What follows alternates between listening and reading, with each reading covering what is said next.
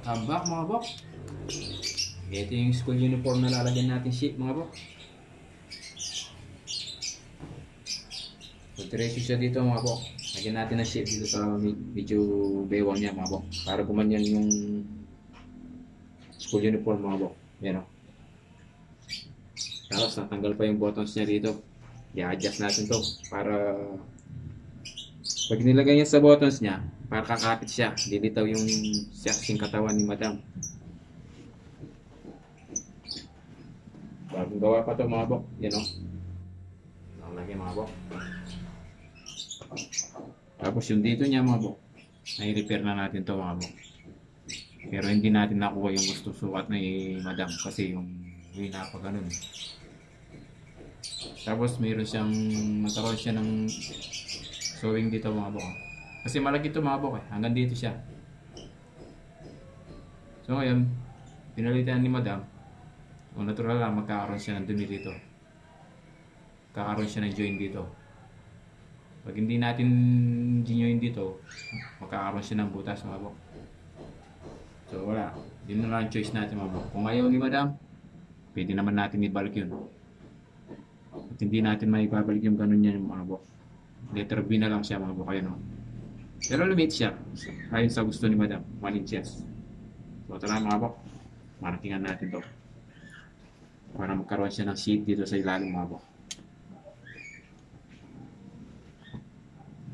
So fast forward na tayo mga bok. Natastas ko na nga po pala to. So kukuha tayo ng 3/4 mga bok. Bali mag 1.5 siya nun.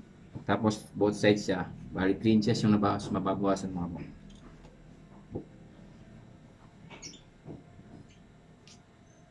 Ito lang mga bok. Mamarkin natin to.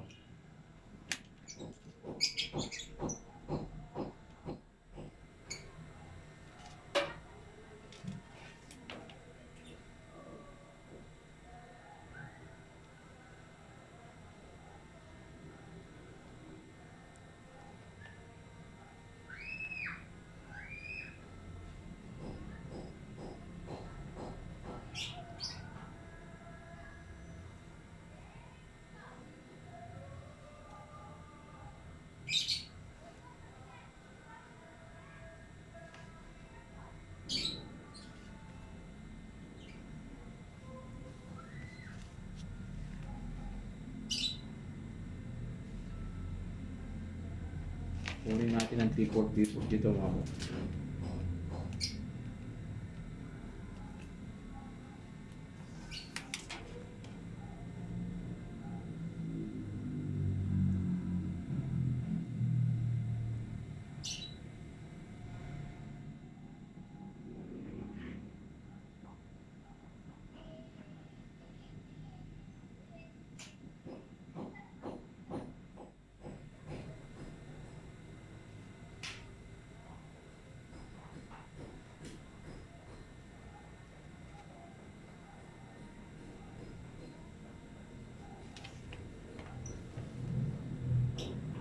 Ito na mga bok. Ang kanyang isang marking. So hindi pwedeng diretso yan mga bok. Dapat talaga may 40 siyang gano'n o. Mga kasawer. Ayan o. Mabawasan natin ng 3/4 yan o. Ayan o. Para gumanyan siya. Hanggang sa ilalim mga bok. So siyempre yung isa naman. Kabila niya. Bago natin isolong yan.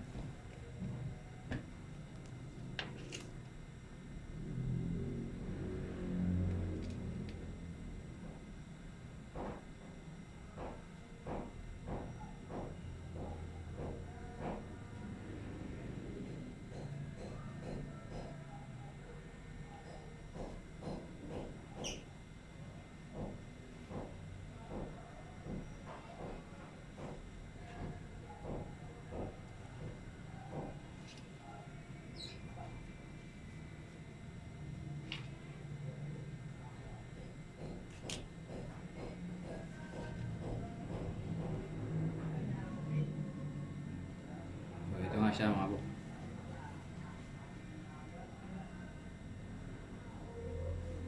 So maraming salamat nga po pala madam.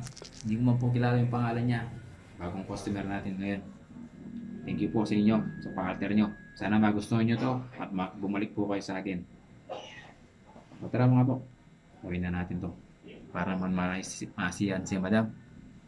Siyempre, iba rin yung mga sinusuot mo. Confident ka eh. Nasa forma talaga. Kaya, dalhin natin dito yan mga po. Tara. Gawin na natin to mga po.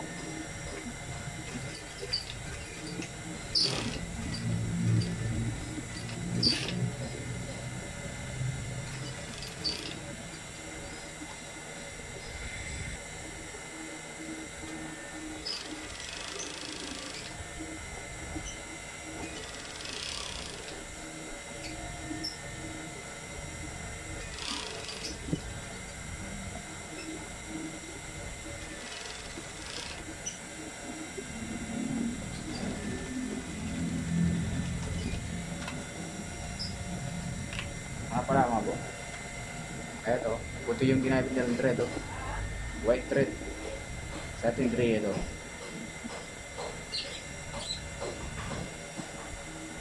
Siyempre, ito, dubulin natin yung tayo nito mga po, para matibay siya.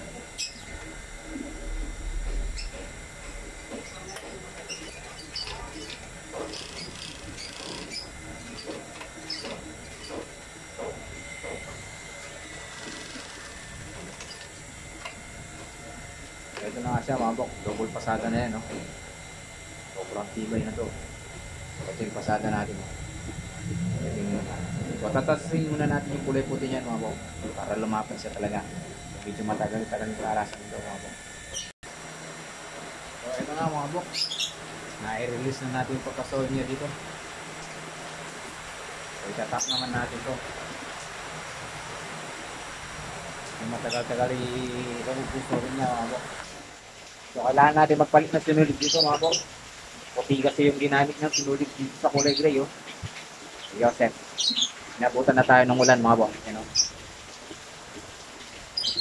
Yung malakas yung ulan dito mga po. Bakit naman kulay white yung pinantalong dito mga po. Yosef.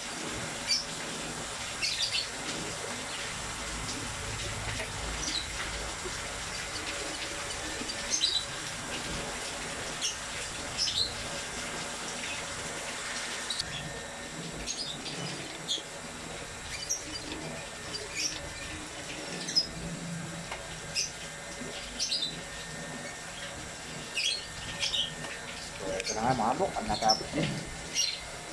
Yung buttons na lang i-adjust natin yan. So ito kanina siya, oh. Bok. Ayan, oh. Kanina, pag ano siya, oh. Ayan, nagkaroon na siya ng konti din. Ganun siya. So, maraming salamat po sa inyo, madam. Yung pattern. Nagustuhan nyo naman po kung napanood nyo itong video to, pwede na pahingin ng konting like man lang yan. Kahit isang like naman yan, pa-share, pa-follow, comments po kayo. Kung gusto nyo, nagustuhan nyo po, hindi. Maraming salamat po. Sana po, maligpo po kayo dito para matapos po tayo ng trabaho. Thank you po.